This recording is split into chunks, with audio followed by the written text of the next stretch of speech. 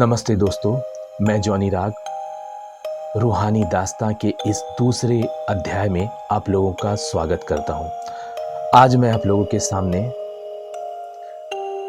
झारखंड के एक छोटे से गांव चंदनपुर की कहानी सुनाने जा रहा हूं। इस कहानी को शेयर किया है राहुल जी ने। तो आइए जानते हैं कि उनके साथ क्या घटना घटी। ये कहानी है झारखंड के एक छोटे से गांव चंदनपुर की, और इस कहानी को शेयर किया है राहुल जी ने। यह कहानी शुरू होती है चंदनपुर गांव से। गांव के किनारे एक पुराना कुआं था, जिसके बारे में कहा जाता है कि वहां कई अदृश्य शक्तियां वास करती थी।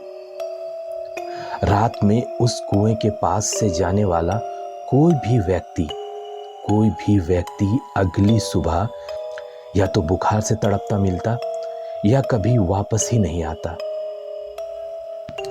उसी गांव में मीरा नाम की एक औरत रहती थी। गांव के लोग सब कहते थे कि वह काला जादू जानती है।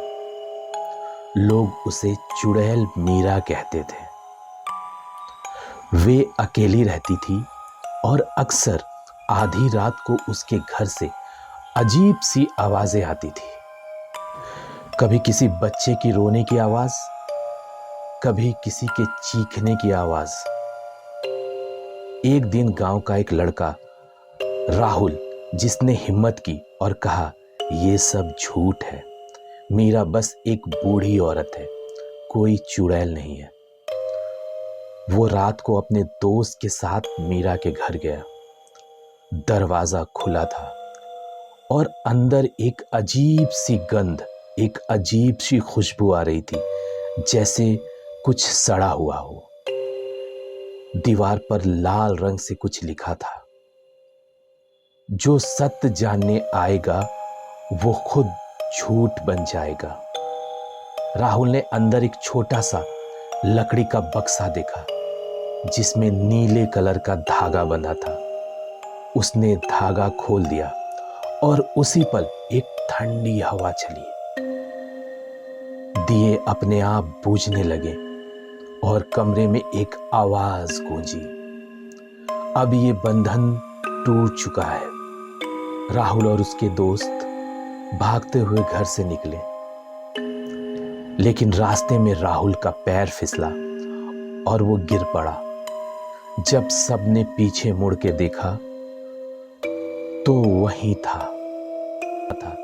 पर उसकी आंखें पूरी नीली हो चुकी थी। वो बिना कुछ बोले खड़ा था और धीरे धीरे मुस्कुरा रहा था।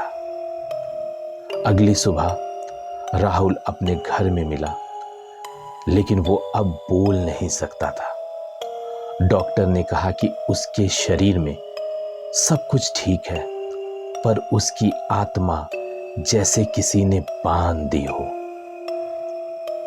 दिन बीतता गया और ऐसी घटनाएं बहुत सारी होती गई। एक दिन लोगों ने उस घर को जला दिया, पर कहा जाता है हर अमावस्या की रात कुएं के पास नीला धागा फिर से दिखाई देता है, और अगर कोई उसे छू ले तो वो भी मीरा की दुनिया में खिंच जाता है। दोस्तों, अगर आपको ये चैनल पसंद आ रहा हो और मेरी कहानियाँ, सच्ची कहानियाँ अच्छी लग रही हो, तो प्लीज़ मेरे चैनल को सब्सक्राइब करें और शेयर ज़रूर करें।